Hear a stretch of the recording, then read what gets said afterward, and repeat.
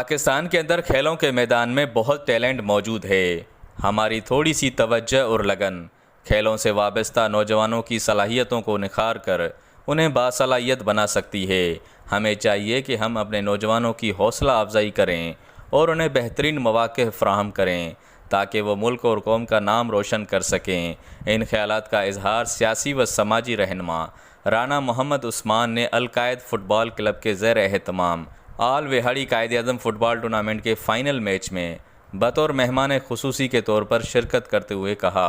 इस मौके पर सदर अंजुमन ताजरान विहाड़ी चौधरी ताहिर शरीफ गुजर, ऑर्गेनाइज़र टूर्नामेंट कमेटी हाशिम सुल्तान समेत शायकीन फ़ुटबॉल की कसीर तादाद मौजूद थी।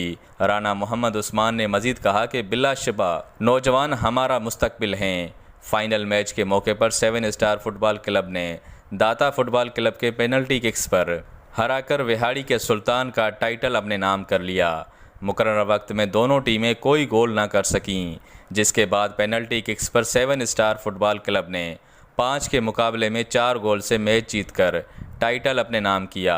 मेहमान खुसूसी राना उस्मान ने जीतने वाली टीम 7 स्टार क्लब के कप्तान हैदर अली को विनर ट्रॉफी और रनर अप दाता फुटबॉल क्लब के कप्तान सज्जाद गुजर को दी और जीतने वाली टीम को 10,000 जबकि रनर अप टीम को 5,000 नकद इनाम दिया। कैमरा टीम के साथ शफकत रमज़ान, ग्लोबल न्यूज़ विहाड़ी।